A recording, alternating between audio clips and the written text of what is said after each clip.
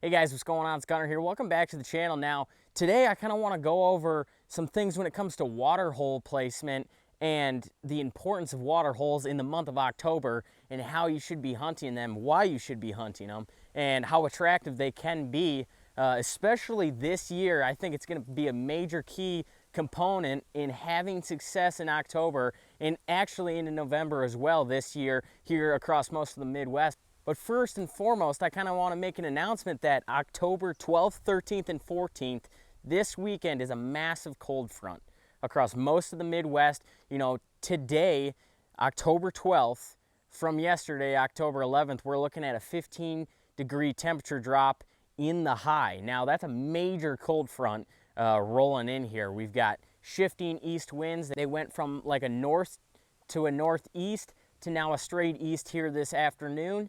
And then it's shifting back to a stiff northwest here tomorrow, which is going to be Sunday. So I just wanted to make that announcement to you guys that if you do have the opportunity to get in a stand here this weekend, the 12th, 13th, and 14th of October, you need to do it because a lot of these deer are going to be up on their feet like I talked about in the October, How to Hunt October video. A lot of these core deer are starting to come back and shift back into those fall ranges. I'm seeing it. A lot of you guys are seeing it, talking to me in the comments. Talking to people on the ground, they're seeing the same thing. A lot of these familiar faced bucks are showing back up and they're going to start to become more and more predictable. And these cold fronts are those times that you need to slip in and get on these deer for when they make that mistake. But diving into water holes. Now, why am I talking about water holes right now? Because we're looking at fall, right? You know, generally you're thinking about water holes when it's 90-degree heat and it's hot and it's humid and these deer are thirsty. Well, water plays a major role in deer movement, especially when they're moving a lot, right? And everybody knows that the colder it gets, the better the deer feel and the more they move. And especially as we push closer and closer to the rut stages, the pre-rut, the rut, the peak rut, and when they're doing all of their chasing, these bucks are moving a ton and they get thirsty and water is highly sought after. And I've talked about this in previous videos on those drought condition years. Now, across most of the Midwest, we've had very little rainfall here in August, September, and then early October here. We've had virtually nothing substantial. It's been very dry. I just drilled 23 acres of winter rye as a cover crop on our ag fields, and it was dust all over the place. Just a complete dust bowl. I could hardly stand sitting in the cab tractor because it was just coming in through the vents and it was just so bone dry.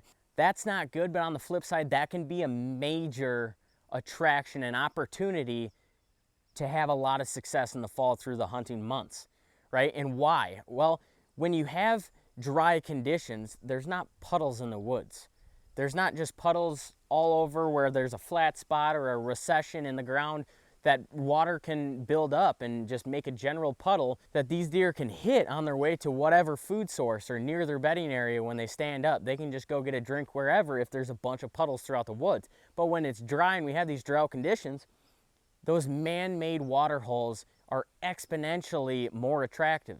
Those man-made ponds, they're exponentially more attractive. And so I want to stress to you guys, so if you have any of these man-made water holes or ponds, you need to be focusing and keying in on those movements because those are going to be exponentially more attractive than they would be, say, on a really wet year where there's puddles everywhere. You know, you can really predict where a lot of movement is going to take place if you do have water and there's water nowhere else. You know, you can really pinch deer down and funnel them down. And as bow hunters, that's what we're trying to do. We're trying to get deer within 30 to 35 yards to make a safe, ethical shot for most of us.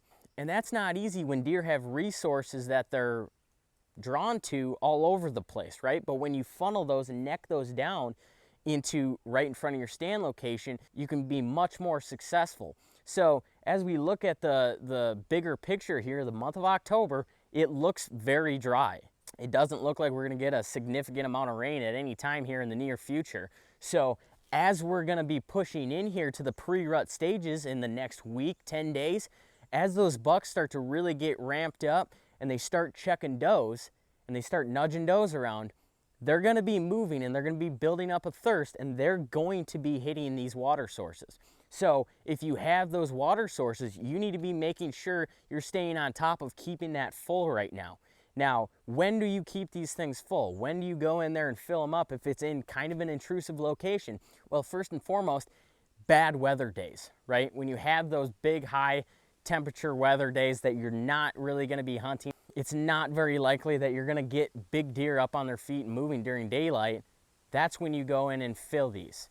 Now, if it's in a real intrusive location where you're going to blow a lot of deer going in there, or they haven't heard a four-wheeler or a UTV or a tractor go in there in months, and it's going to create a big disturbance, it's going to be very unnatural, you got to weigh your options there, right? Maybe there's such a thing where you carry 5-gallon pails in there after dark.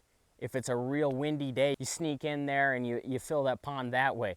I've done it a lot of different ways, you know, but the main way that I like to do it is I like to fill up a big jug and put it in either the ATV or the UTV, and I'm driving right out to those ponds, and I'm filling them on bad weather days, whether it's 75 degrees and windy in the middle of the day at high noon. I'm going in there, I'm filling that up to make sure that these ponds aren't going dry, or to make sure that these water tubs that I have out are not going to go dry, because that's going to be a highly attractive resource during the peak of the rut, during the pre-rut, during the post-rut. All of these bucks are going to be keying in on, okay, where's my closest water source? And if you can get that cycle, if you can get these deer accustomed to coming here for water, you're going to get set up perfectly for when those deer are really running and they're really covering ground. They're going to know, okay, right up here in this pinch point, I have water. So he's going to go up there and check that out to maybe get a drink of water, and conveniently you could be sitting there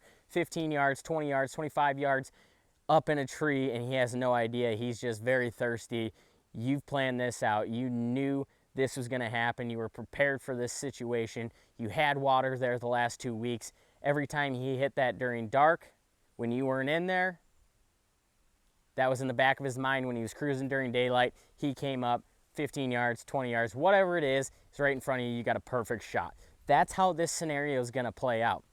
And like I said, looking at the forecast, there's no significant rainfall in the forecast. So prioritize those water holes right now. You know, these deer are starting to shift into their fall ranges. The water resources are not there in the forms of puddles and just natural buildup of water anywhere in the woods, anywhere in their bedding areas when it's dry like this. So focus on those water holes. Make sure you keep them full. Make sure you're doing it non-intrusively. Find a bad weather day, a windy day. Maybe there is a lingering storm here sometime in the near future. Get in there then. Fill those water holes when those deer are not in and around that area, so you're not making a big disturbance. But I guarantee you, if you focus on that, key in on that movement in these dry drought conditions here this fall, you're going to be a lot more successful.